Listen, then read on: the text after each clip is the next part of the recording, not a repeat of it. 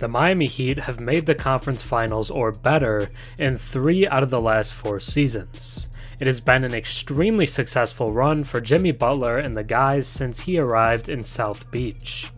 But on Tuesday afternoon, the team got better than it has been at any other time that Butler has been there.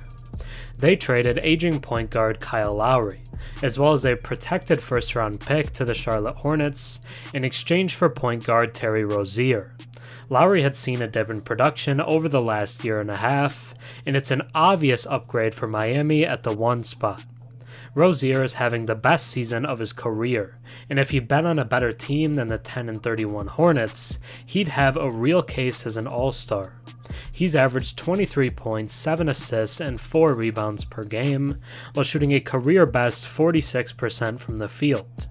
While some may be disappointed that Miami missed out on star guards like Damian Lillard and Bradley Beal this offseason, they got Rozier on a very cheap price, both in salary and trade costs compared to the other two.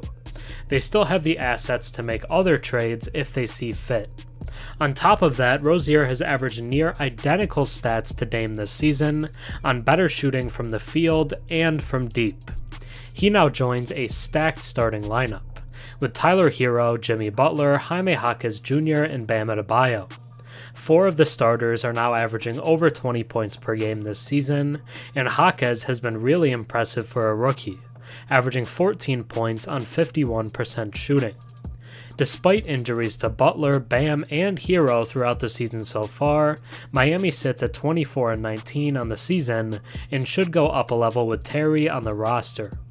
All 5 players on the court for Miami will be high-level offensive players, and this will make them extremely tough to deal with.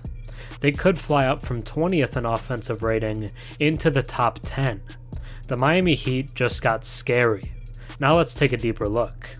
Before we get into Scary Terry going to Miami, if you enjoy my content and watch a few videos of mine, think about subscribing. 96% of my viewers are actually not subscribed, so if you watched me before and enjoy the content, drop a sub and comment down below. It really helps the channel. The individual success stories within the Miami Heat this season paint a positive picture. Jaime Jaquez Jr. secures a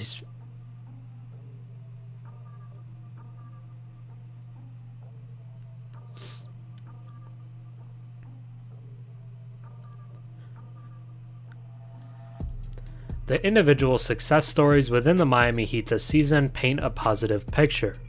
Jaime Jaquez Jr. is going to secure a spot on the All-Rookie First Team, despite being the 18th pick in the draft.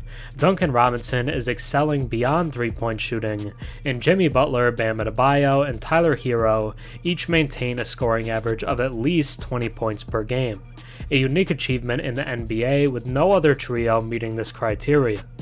However, when viewing the team as a whole, a more somber reality emerges. The Heat's overall record stands at 24-19, placing them tied for 6th place in the East, and their offensive rating ranks 20th. This places them just 1 spot ahead of the Los Angeles Lakers, who are known for their well-documented offensive struggles. Importantly, the team's offensive challenges extend beyond injuries, as even with their top players on the court, the Heat's offensive performance remains below average. In games where Butler has played, their record is a modest 15-13. Miami has been grappling with offensive challenges for a while now, with their last top 10 offense dating back to the 2020 season, where they reached the finals in the bubble. Despite relying on internal development and discovering undrafted talents, the team recognized the limitations of those approaches. In a bid to address their offensive shortcomings, the Heat pursued an external solution and finalized a trade for Hornets guard Terry Rozier. As part of the deal, Charlotte will receive Kyle Lowry and a lottery-protected 2027 first-round pick.